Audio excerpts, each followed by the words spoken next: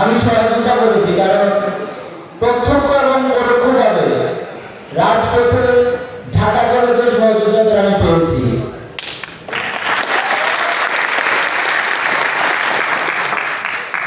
আমি বীর চট্টগ্রাম রাজপথে ঢাকা কলেজের কাউকে না কাউকে পেয়েছি আমাদের সাথে।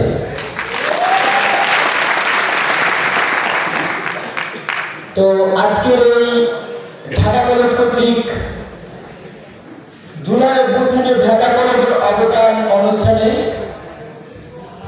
আমি শুরুতেই স্মরণ করছি যাদের আত্মত্যাগের বিনিময়ে, যাদের রক্তের বিনিময়ে, যাদের রক্তের উপর পাড়া দিয়ে আমরা আজকের এই মঞ্চে দাঁড়াতে পেরেছি, সেই সকল বীর সহযোদ্ধা শহীদ ভাইদেরকে, এবং যাদের একটা চোখের বিনিময়ে, যাদের একটা হাতের বিনিময়ে, যাদের একটা পায়ের বিনিময়ে আমরা আজকে একটা নতুন বাংলাদেশের স্বপ্ন দেখতে পাচ্ছি, তাদেরকে স্মরণ করছি। এবং অনেকেই আছে আপনাদের সন্তানেরা যারা এখনো হসপিটালের বেডে কাটাচ্ছেন, অনেকে আছে যারা এখন চিকিৎসা পায় নাই, বা চিকিৎসা অর্ধেক পেয়েছে অর্ধেক পায় নাই, অনেকেরই বিদেশে যেতে হবে। তো সেই সকল সহযোগিতাদের দ্রুত সুস্থতা কামনা করছি, এবং যেন তাদেরকে দ্রুত সময়ের মধ্যে সুচিকিৎসা নিশ্চিত করা হবে সেই কামনা করছি। তো ঢাকা কলেজের সাথে আমি কিভাবে সংযুক্ত ছিলাম সেটা যেহেতু আজকে ঢাকা কলেজে আমার বলার সুযোগ হয়েছে, সেই সুযোগটা মিস করতে চাই না। যখন আন্দোলন চলছিল, আন্দোলনের মাঝামাঝি পর্যায়ে একটা ক্রাইসিস ক্রিয়েট হয়েছিল, একটা থেমে যাওয়ার ভাব ছিল। আপনাদের মনে আছে কিনা আমি জানি না। তো ঢাকা বিশ্ববিদ্যালয়ের সবার সাথে আমার ওরকম ভাবে যোগাযোগটা সম্ভব হয়ে ওঠেনি। তো আমি ঢাকা কলেজের রাকিব ভাইকে সবসময় পেয়েছি।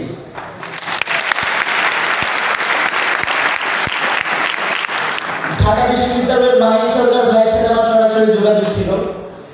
তো সেভাবে সমন্বয় করে প্রতিদিনের কর্মসূচিগুলো বাস্তবায়ন করতাম। এবং আমি যতটুকু শুনেছি এবং এখানে বসে থেকে ঢাকা কলেজের গল্পগুলো শুনছিলাম, ভালো লাগছিল যে আসলে কতটা কঠিন দিন ছিল আমাদের।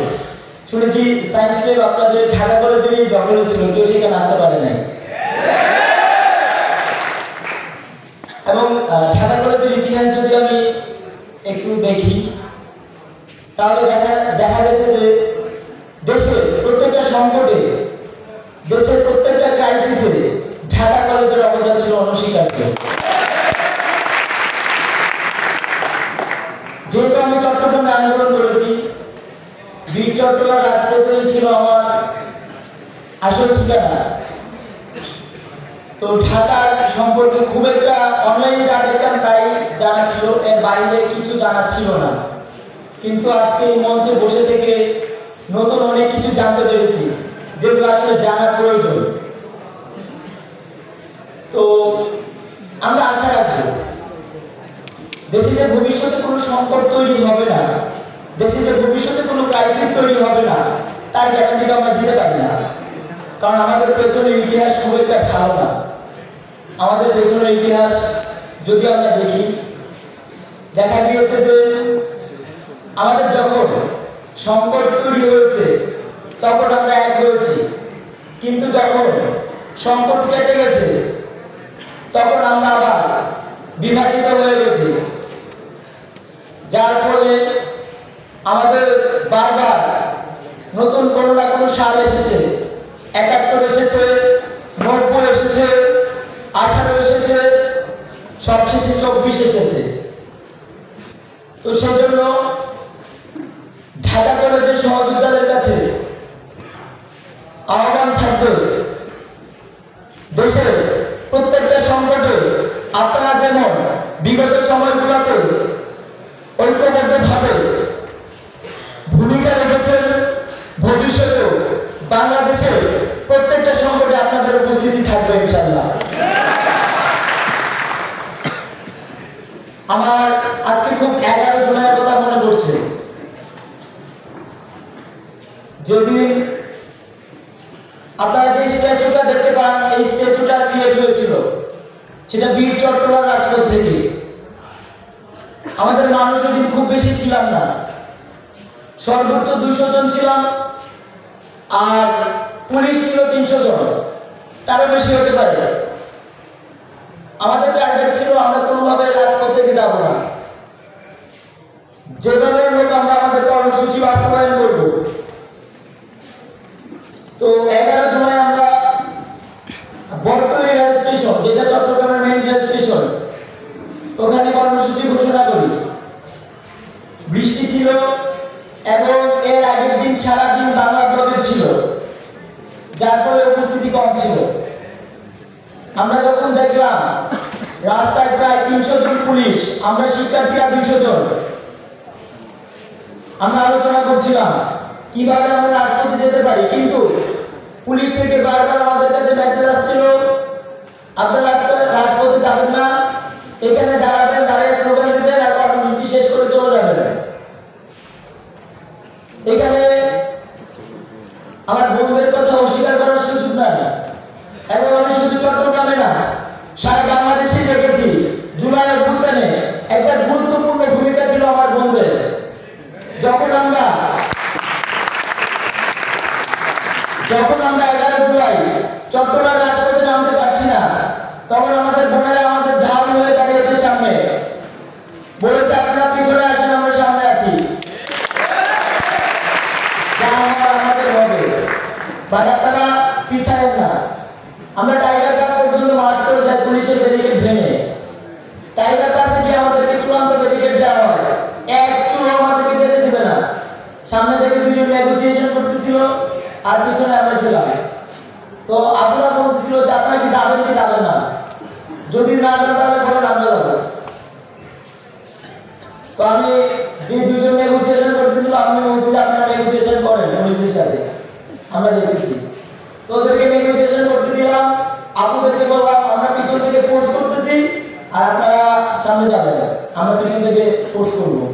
কারণ একটা ছিল স্ট্র্যাটেজি ছিল যে আপুদেরকে তো সহজে টাচ করবে না।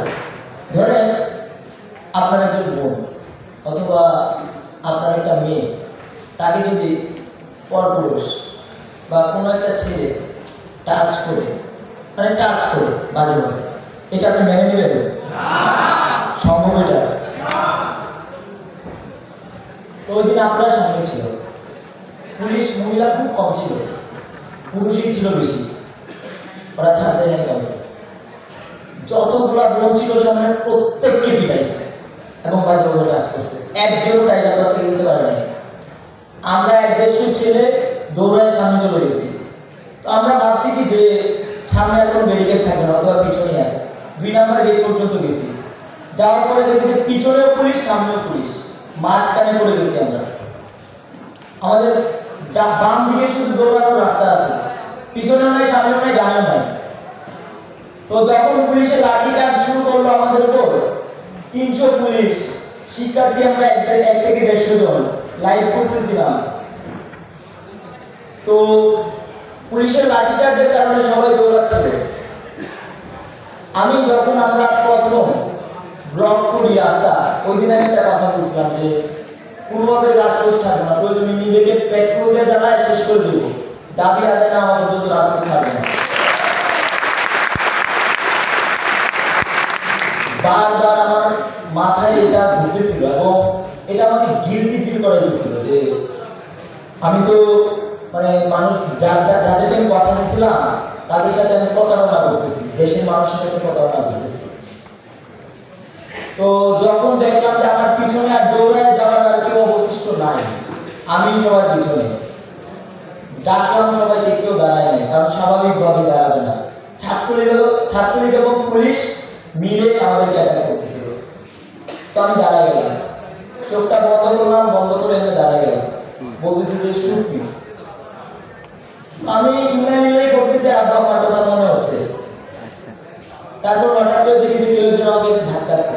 তো দেখলাম যে পুলিশে ধাক্কাচ্ছে, 5-6 কিন্তু দৌড়ায় আসছে, আমরা শরীরে কোনো এনার্জি নেই।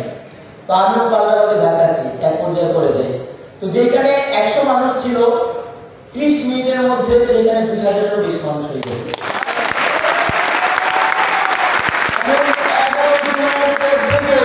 স্বৈরাচারের কোনো বুলেট এই দেশের ছাত্র জনতাকে দাবা রাখতে পারে নাই, প্রতিযোগিতা শুরু হয়ে গেছে কার আগে কে বুলেটের সামনে দাঁড়াবে। আমরা আজকে এই মঞ্চে দাঁড়িয়েছি। যদি আবারও কেউ নব্য স্বৈরাচার হয়ে ওঠার চেষ্টা করে আমাদের এই বুকটা সবসময় টাকা থাকবে ইনশাআল্লাহ। অনেকে আজকে নির্বাচনের বয়ান করে আমি স্বাভাবিকভাবে মানে হচ্ছে আওয়ামী লীগ নির্বাচনে আসবে কিনা সেই সিদ্ধান্ত নেবে বাংলাদেশের ছাত্র জনতা। আমি স্বাভাবিকভাবে গ্রামে গঞ্জে বা হচ্ছে একদম প্রান্তিক অঞ্চলে গিয়ে মানুষের সাথে মিশতে পছন্দ করি। যতগুলো জায়গায় আমি গিয়েছি আজ পর্যন্ত একজন মানুষও বলে নাই যে আওয়ামী লীগ নির্বাচনে আসবে কিনা এটা পরে আগে আওয়ামী লীগের বিচার নিশ্চিত করতে হবে। গ্রামে গঞ্জে আনাচে কানাচে প্রত্যেকটা মানুষের চোখের দুশ্মন হচ্ছে আওয়ামী লীগ, কারণ তারা তাদের সন্তানদেরকে হত্যা করেছে। আপনি কি আপনার সন্তানদেরকে কে হত্যা করবে তাকে এভাবে মাফ করে দিবেন? আমরা এত সুশীল হইতে পারি নাই, আমরা এত সুশীল হইতে পারবো না। যারা আমার ভাইদেরকে হত্যা করছে তাদের বিচার নিশ্চিত করতে